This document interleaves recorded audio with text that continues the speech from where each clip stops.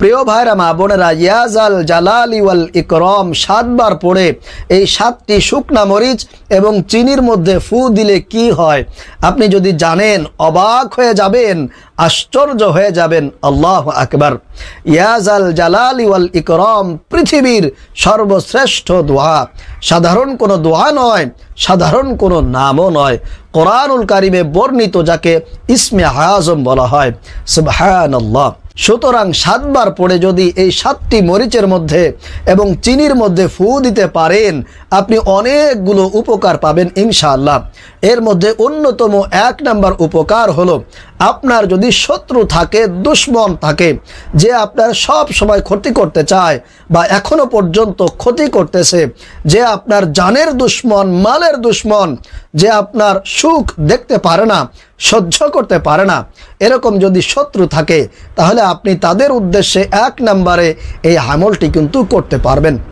2 নম্বরে প্রিয় ভাইরা মা বোনেরা, আপনার পরিবার সংসারে যদি অশান্তি লেগেই থাকে, দাম্পত্য জীবনে অশান্তি, ছেলে সন্তান নিয়ে অশান্তি, ঘরের মধ্যে ঝগড়া ফাসাদ কলহ অশান্তি লেগেই থাকে, কেউ আপনার কথা শুনে না, আপনার কথা মানতেও চায় না, এরকমটা যদি হয়ে থাকে তাহলে আজকের এই আমলটি করুন। ইনশাআল্লাহ ঘরের মধ্যে আল্লাহ রাব্বুল আলামিন শান্তি শৃঙ্খলা ফিরিয়ে দিবেন ইনশাআল্লাহ। 3 নম্বরে প্রিয় ভাইরা মা বোনেরা, যদি আপনি কাউকে পছন্দ করে থাকেন, ভালোবেসে থাকেন, কিন্তু সে আপনাকে পছন্দ করে না, একদমই ভালোবাসে না, কিন্তু আপনি চান তাকে হালালভাবে বিয়ে শাদীর মাধ্যমে তার সঙ্গে সারা জীবন সংসার করতে, তাহলে ইনশাআল্লাহ এই আমলটি করুন। আবার অনেকে আছেন যাদের বিয়ের বয়স পার হয়ে যাচ্ছে, বিয়ে হচ্ছে না, বাড়িতে বারবার মেহমান আসে, সম্বন্ধ আসে, কিন্তু পরক্ষণেই ভেঙে যায়, বিবাহ আর হয় না।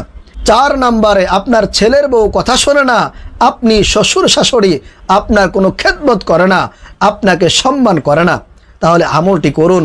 ইনশাআল্লাহ আপনার ছেলের বউ আপনার বাধ্যগত হবে, আপনার কথা শুনবে, আপনাকে নিজের মায়ের মতো, নিজের বাবার মতো ইনশাআল্লাহ সম্মান করবে, আপনার কথাকে মান্য করবে। প্রিয় ভাইরা মা বোনেরা, তারপরে আপনারা অনেকেই আছেন বলে থাকেন, হুজুর ঘরের মধ্যে কোনো বরকত পাই না, যা ইনকাম করে তাই শেষ হয়ে যায়, বরং মাস শেষে ঋণ করে আমাদের সংসার চালাতে হয়। এরকমটা যদি হয়ে থাকে, আপনার অনেক টাকা পয়সার ঋণ, আপনি কোনোভাবেই সেই ঋণ পরিশোধ করতে পারছেন না, অভাব আর অভাব, চতুর্দিক থেকে শুধু অভাব আসতেছে, আপনার কোনো বরকত হচ্ছে না, আমি বলবো আজকের আমলটি করুন না।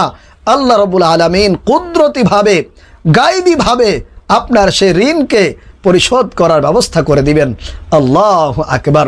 কিভাবে আসবে, কিভাবে ঋণ পরিশোধ হবে আপনি চিন্তাও করতে পারবেন না। সুবহানাল্লাহ। অনেকে আছেন বলেন, হুজুর আমার চাকরি হচ্ছে না, বিভিন্ন কারণে চাকরি হয় না, বেকার বসে আছি, সমাজের মানুষ, পরিবারের লোকজন কোনো সম্মান দেয় না, আমার কথার কোনো গুরুত্ব দেয় না, আমাকে তারা সেভাবে মূল্যায়নই করে না, কারণ হুজুর আমার চাকরি নাই, আমার ইনকাম নাই। আমি বলবো, ও প্রিয় ভাইরা, আজকের এই আমলটি আল্লাহর উপরে ভরসা রেখে মনের মধ্যে শতভাগ বিশ্বাস নিয়ে আমলটি করুন, কপাল খুলে যাবে, আল্লাহ রাব্বুল আলামিন আপনার জন্য উন্নত মানের চাকরির ব্যবস্থা করে দেবেন ইনশাআল্লাহ। আবার এমন অনেকেই আছে যারা বিদেশে যেতে চায় কিন্তু ভালো ভিসা পায় না, অনেক দিন পর্যন্ত ঘুরতেছে একটা পাসপোর্টের জন্যে, একটা ভালো ভিসার জন্যে, কিন্তু সেটা পাচ্ছে না, হতাশ হয়ে যাচ্ছে।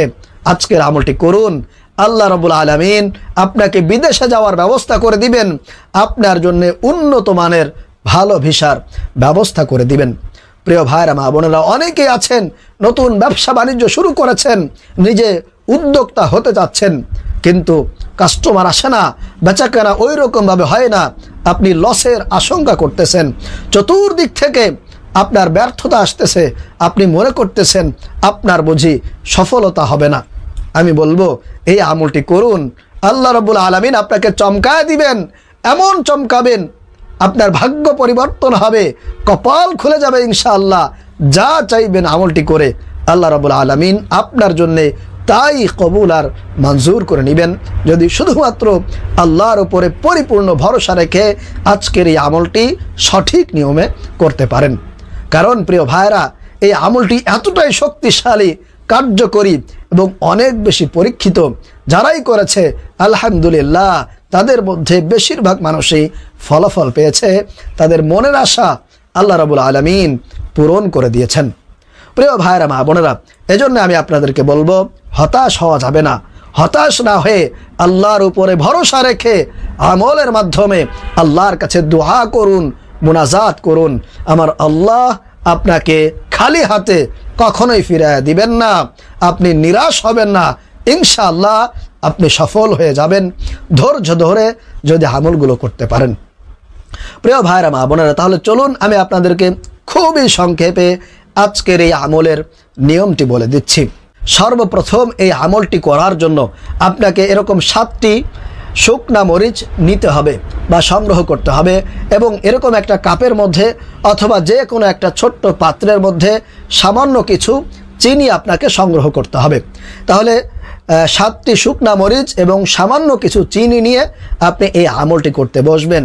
তবে তার আগে অবশ্যই আপনাকে ওযু করে পবিত্রতা অর্জন করে নিতে হবে। ওযুর শুরুতে অবশ্যই আপনি বিসমিল্লাহ বলবেন, কারণ রাসূলুল্লাহ সাল্লাল্লাহু আলাইহি ওয়াসাল্লাম বলছেন যেই ওযুর মধ্যে বিসমিল্লাহ থাকে না ওই ওযুটা কিন্তু স্বয়ং সম্পূর্ণ হয় না, অপূর্ণ থেকে যায়, ওই ওযুর মধ্যে কোনো সওয়াব পাওয়া যায় না। এজন্য অবশ্যই ওযুর শুরুতে বিসমিল্লাহ বলবেন। তাহলে ওযু করে আপনি পবিত্রতা অর্জন করে নিয়েছেন এবং এরকম 7টি মরিচ শুকনা মরিচ আপনি নিয়েছেন এবং কিছু চিনি আপনি একটি পাত্রের মধ্যে নিয়েছেন। তাহলে 1 নম্বরে আপনাদেরকে 7 বার ছোট্ট ইস্তেগফারটি পাঠ করতে হবে। যে কোনো ইস্তেগফার আপনি পাঠ করতে পারেন, তবে এই ইস্তেগফারটি পাঠ করার চেষ্টা করবেন এইভাবে, আস্তাগফিরুল্লাহ ওয়া আতুবু ইলাইহি, আস্তাগফিরুল্লাহ ওয়া আতুবু ইলাইহি, আস্তাগফিরুল্লাহ ওয়া আতুবু ইলাইহি। এই ছোট্ট ইস্তেগফারটি আপনারা 7 বার পাঠ করবেন। এরপরে 2 নম্বরে আপনারা নামাজের দুরুদে ইব্রাহিম 7 বার পাঠ করতে পারেন অথবা ছোট্ট দুরুদ শরীফটিও চাইলে 7 বার পাঠ করতে পারেন। এইভাবে সাল্লাল্লাহু আলাইহি ওয়াসাল্লাম, সাল্লাল্লাহু আলাইহি ওয়াসাল্লাম, সাল্লাল্লাহু আলাইহি ওয়াসাল্লাম, এইভাবে ছোট্ট দুরুদ শরীফটি আপনারা 7 বার পাঠ করে নেবেন। তারপরে প্রিয় ভাইয়েরা মা বোনেরা, এরকম একটি মরিচ আপনার হাতের মধ্যে নেবেন।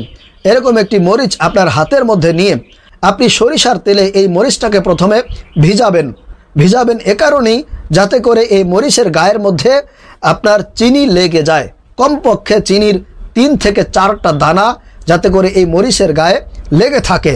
এজন্য আপনাকে সরিষার তেলের মধ্যে এই একটি মরিচ প্রথমে আপনাকে ভিজাতে হবে, ভিজিয়ে চিনির মধ্যে রাখবেন এবং সেখান থেকে যাতে করে 3-4টা দানা কমপক্ষে ইনশাআল্লাহ আপনি রাখলেই আপনার এই মরিচের গায়ে লেগে থাকবে। তারপরে এরকম একটা মরিচ, চিনিযুক্ত এরকম একটা মরিচ হাতের মধ্যে নিয়ে আপনাকে 7 বার পাঠ করতে হবে, ইয়া জাল জালালি ওয়াল ইকরাম। এইভাবে ইয়া জাল জালালি ওয়াল ইকরাম, ইয়া জাল জালালি ওয়াল ইকরাম, ইয়া জাল জালালি ওয়াল ইকরাম, এইভাবে 7 বার পড়বেন। 7 বার পড়ে আপনি যদি শত্রুর জন্য এই আমলটি করতে চান তাহলে শত্রুর নামটি নিয়ে এই মরিচের উপরে একটি ফুঁক দিবেন। এইভাবে ফু দেওয়া হয়ে গেলে এই মরিচটা তারপরে আপনি মোমবাতি দিয়ে এই মরিচটাকে পুড়িয়ে দিতে পারেন অথবা চুলার আগুনের মধ্যে দিয়েও আপনি চাইলে এই মরিচটাকে পুড়িয়ে দিতে পারেন, জ্বালিয়ে দিতে পারেন, ইনশাআল্লাহ কোনো অসুবিধা নেই। তবে প্রতিদিন এশারের পর থেকে ফজরের আগ পর্যন্ত সময়ের মধ্যেই কিন্তু এই আমলটি করতে হবে, অর্থাৎ রাতে এই আমলটি করবেন যাতে কেউ বুঝতে না পারে, দেখতে না পারে। দেখলে আপনাকে বিভিন্ন প্রশ্ন করতে পারে, এজন্য চেষ্টা করবেন মানুষ যাতে করে এটা দেখতে না পায়। আপনার রুমের মধ্যে ইনশাআল্লাহ করার চেষ্টা করবেন। তাহলে প্রিয় ভাইরা মা বোনেরা, প্রতিদিন আপনি একটি করে মরিচ এইভাবে পোড়াবেন। যে কোনো একটি উদ্দেশ্য নিয়ে আপনি চাইলে প্রতিদিন একটা উদ্দেশ্য নিয়ে এই আমলটি করতে পারেন, অর্থাৎ 7 দিনে আপনি 7টি মরিচ পোড়াবেন একটি মাত্র উদ্দেশ্যে, যেটা আপনার খুবই প্রয়োজনীয়। অথবা চাইলে আপনি প্রতিদিন নতুন নতুন করে একটা উদ্দেশ্য নিয়ে একটা নিয়তে আপনি এই মরিচ 7টি পোড়াতে পারেন। তবে একদিনে 2টা মরিচ কিন্তু পোড়ানো যাবে না, একদিনে একটি মরিচই পোড়াতে হবে। এখন আসুন প্রিয় ভাইরা মা বোনেরা, আপনাকে কি লাগাতার 7 দিন এই আমলটি করতে হবে, নাকি মাঝখানে 1-2 দিন আপনি গ্যাপ দিতে পারবেন, ফাঁকা রাখতে পারবেন? চেষ্টা করবেন আপনি একাধারে 7 দিন এই আমলটি করার জন্য, এটাই সবচেয়ে ভালো হবে। আর যদি মাঝখানে কোনো কারণে একদিন মিস হয়ে যায়, তাতেও ইনশাআল্লাহ আশা করি কোনো অসুবিধা হবে না। আশা করি বুঝতে পেরেছেন। তাহলে আপনার যদি স্বামীর জন্য করেন, স্বামীর নাম নেবেন, আপনার স্ত্রীর জন্য করলে তার নাম নেবেন, আপনার ভালোবাসার প্রিয় মানুষ, আপন মানুষ অথবা ভাই বোন আত্মীয় স্বজন যার জন্য করবেন তার নামটি নিয়ে আপনি এই মরিচের উপরে ফুঁক দিবেন, এরপরে মরিচটা জ্বালিয়ে দিবেন, পুড়িয়ে দিবেন। সঠিক নিয়মে যদি আমলটি করতে পারেন ইনশাআল্লাহ তাআলা আল্লাহ রাব্বুল আলামিন অবশ্যই আপনি যার নাম নেবেন, যাকে উদ্দেশ্য করে আমলটি করবেন, আল্লাহ রাব্বুল আলামিন সেই উদ্দেশ্যটাকে একেবারে পূরণ করে দিবেন। যখনই আপনি মরিচটা আগুনের মধ্যে জ্বালাবেন, পোড়াবেন, মরিচ থেকে যখন ধোঁয়া বের হবে, সঙ্গে সঙ্গে ওই ব্যক্তির মনের মধ্যে নাড়াচড়া শুরু হয়ে যাবে, শরীরের মধ্যে জ্বালা যন্ত্রণা শুরু হয়ে যাবে ইনশাআল্লাহ তাআলা। আশা করি বুঝতে পেরেছেন। আল্লাহ রাব্বুল আলামিন আমাদেরকে সৎ উদ্দেশ্যে সঠিক নিয়মে আজকের এই আমলটি করার তৌফিক দান করুন। আমিন।